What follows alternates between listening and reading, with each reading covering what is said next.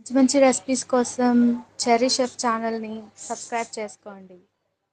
Hi నమస్తే అందరికీ cherry chef ఛానల్కి స్వాగతం. ఈరోజు మీకోసము ఎంతో స్వాదిష్టంగా ఉండే మలబార్ చికెన్ యొక్క రుచిని తీసుకొచ్చాను.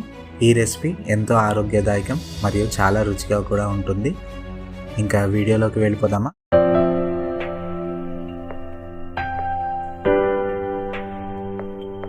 ముందుగా చికెన్ని మ్యారినేట్ చేసుకోవాలి. చికెన్ని మ్యారినేట్ చేసుకోవడానికి 500 గ్రాముల చికెన్ తీసుకున్నాను.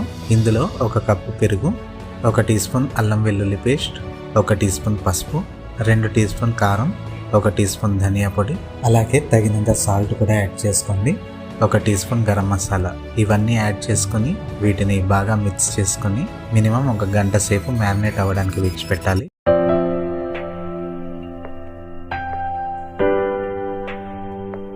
ఇప్పుడు ఒక కడాయి తీసుకోండి. కడాయిలో 2 టీ స్పూన్ వరకు కొబ్బరి నూనెని యాడ్ చేసుకోవాలి. నూనె కొద్దిగా వేడైన తర్వాత 1 టీ స్పూన్ ఆవాలు, 1 టీ స్పూన్ జీలకర్ర యాడ్ చేసుకుని చిటపట్లాడించండి. ఇవి చిటపట్లాడిన తర్వాత స్లైసెస్గా కట్ చేసుకున్న ఆనియన్ని యాడ్ చేసుకోండి. 2-3 నిమిషాలు వేయించిన తర్వాత 2 రెమ్మల కరివేపాకు, అలాగే 2-3 మిరపకాయలను యాడ్ చేసుకుని ఇప్పుడు ఉల్లిపాయ గోల్డెన్ బ్రౌన్ కలర్ వచ్చే వరకు వేయించాలి. వన్స్ ఉల్లిపాయ గోల్డెన్ బ్రౌన్ కలర్లో వచ్చిన తర్వాత ఇప్పుడు 2 టమాటాలను చిన్నగా తరుక్కొని యాడ్ చేసుకున్నాను. వీటిని కూడా కలుపుతూ టమాటా మెత్తబడే వరకు వేయించాలి. ఇప్పుడు మనం మ్యారినేట్ చేసుకున్న చికెన్ని ఇందులో యాడ్ చేసుకుందాం. చికెన్ని యాడ్ చేసుకుని చికెన్ని బాగా మిక్స్ చేస్తూ చికెన్ బ్రౌన్ అయ్యేంత వరకు మనం కుక్ చేయాలి.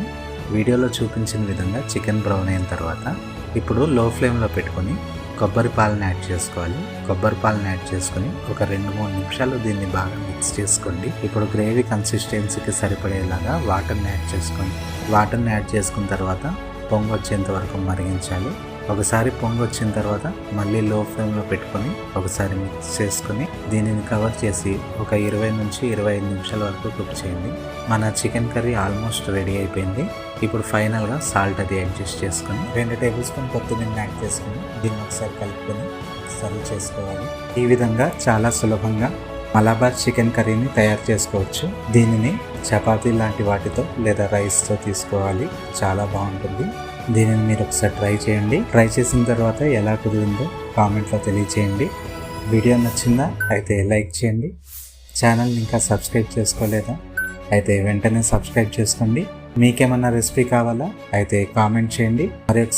మరి ఒక మంచి రెసిపీతో కలుద్దాము. Tata, bye bye, వీడుకోలు.